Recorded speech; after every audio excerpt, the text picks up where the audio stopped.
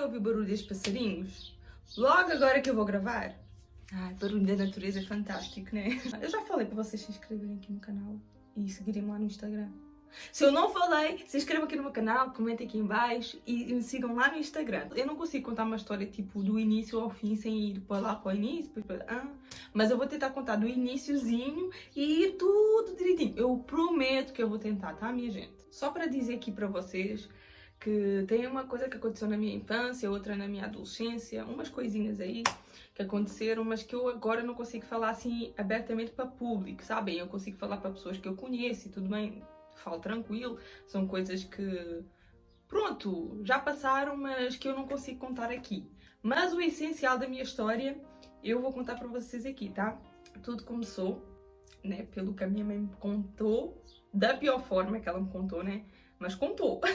Tudo começou lá em 1994, que eu nasci em novembro de 94, mas teve várias barreiras, porque a mãe do meu pai, ela é racista, né? Tipo, a minha mãe é negra, de origem de Cabo Verde, e o meu pai é branco, origem de Portugal. Ele é português. A minha mãe também é portuguesa, mas ela tem origens, né, de Cabo Verde. Por isso, por a minha mãe ser também adolescente, acredito, e por ela ser negra, porque a mãe do meu pai ela é racista, infelizmente. E na altura a mãe do meu pai ofereceu dinheiro para ela abortar. E a minha mãe, ela não aceitou, né? Como vocês podem ver, eu estou aqui, né? Ó passarinhos, eu estou a falar, é um de cada vez. Ou eu ou vocês. Ela poderia ter aceito e ter feito o aborto e ter corrido mal e mesmo assim ter nascido, né? Mas a minha mãe não aceitou.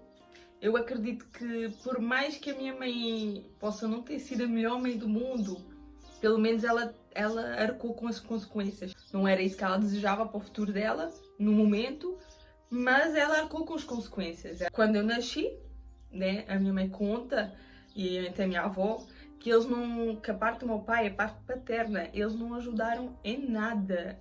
E na altura, os meus avós, eles, e a minha mãe também no caso, passavam muitas dificuldades, porque não era só a minha mãe tinha mais irmãos. E a minha avó trabalhava e tudo mais, e sempre passaram muitas dificuldades, então foi muito difícil, mas eu estou aqui, então apesar de tudo que eu vou contar aqui sobre a relação entre mim e minha mãe, e entre mim e o meu pai, eu só vou falar a verdade, não quero expor eles aqui, foi o que aconteceu, mas eu acredito que a minha mãe é muito guerreira, porque olhando para trás, não é qualquer uma que tem essa força para enfrentar a vida num momento tão difícil, onde ninguém apoiava.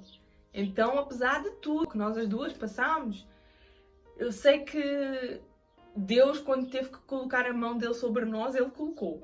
Quando eu tinha para aí uns 5 anos, eu lembro-me que às vezes o meu pai vinha-me ver, de vez em quando, só que aconteceu que ele, quando vinha-me visitar, ele também brincava com as minhas primas. Como as minhas primas eram mais pequenininhas e uma das minhas primas também não tinha o pai presente, ela também sentia aquela necessidade também de ser acariciada, mas eu era criança, eu não entendia. Hoje eu entendo completamente. Hoje eu e a minha prima nos damos super bem. Beijo, a Jéssica. Então, a Jéssica, coitada, né? Ela não tinha pai também, né? Mas estava a roubar o meu pai, né? Mas tudo bem, eu não guardo mágoa, muito pelo contrário, nós somos muito amigos.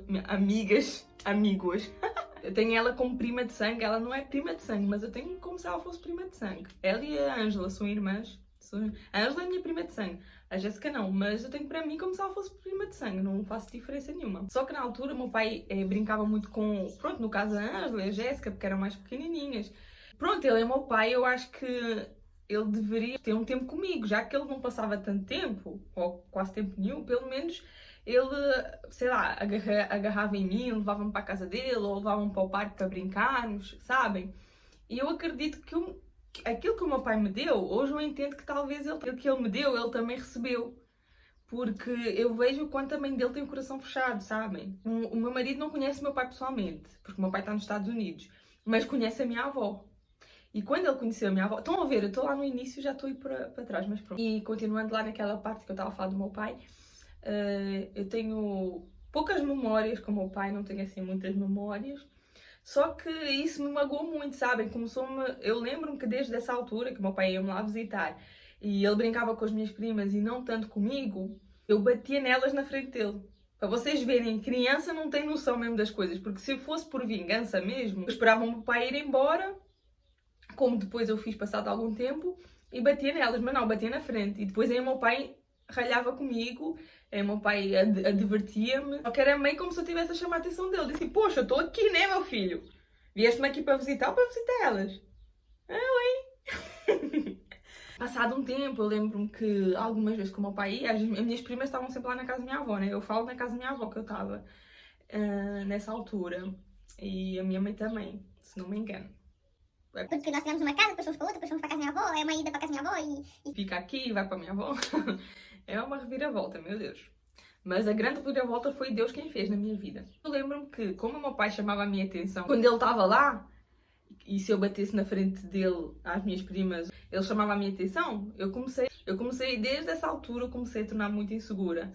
Talvez o meu pai estava a se esforçar no máximo que ele podia, né? E eu não sei, né? Porque às vezes nós pensamos que a pessoa não está a dar o melhor e às vezes até está a dar o melhor.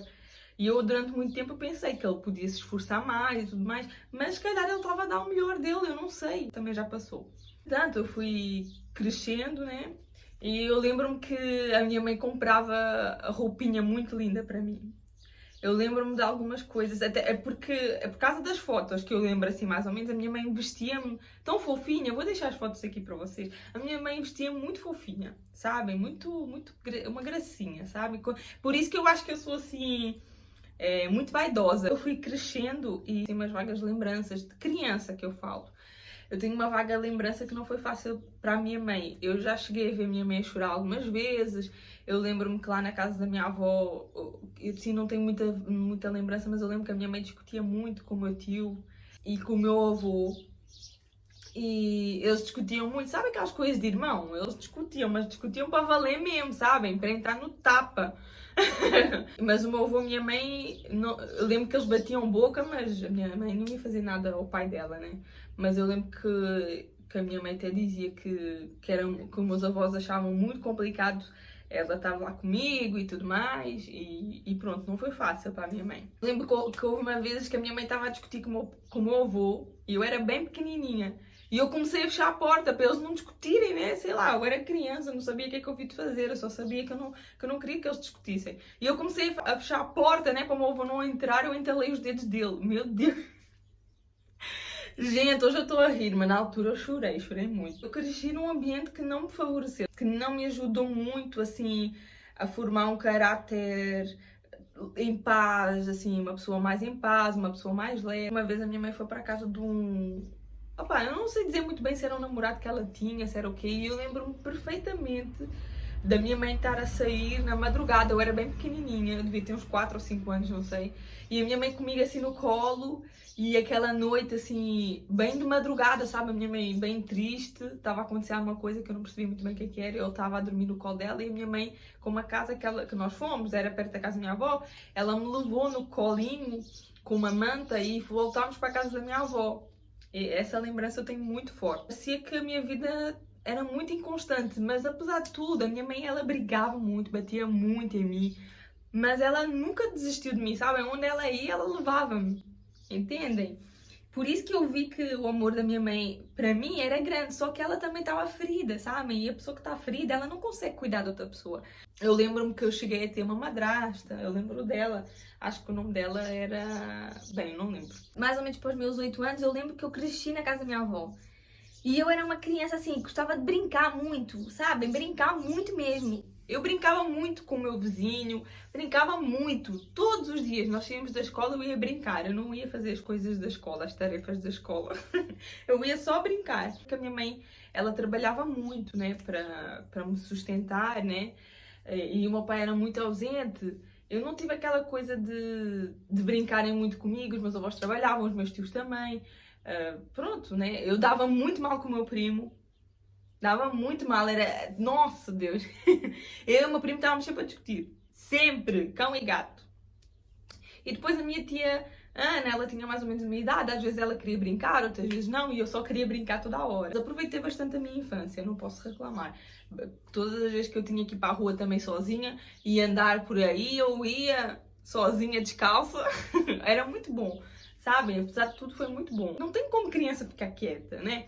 Criança quer brincar mesmo, e eu também, como também não tinha muita escolha, eu ia para a rua mesmo brincar, né? Só que aí começaram a piorar as coisas quando eu me tornei adolescente.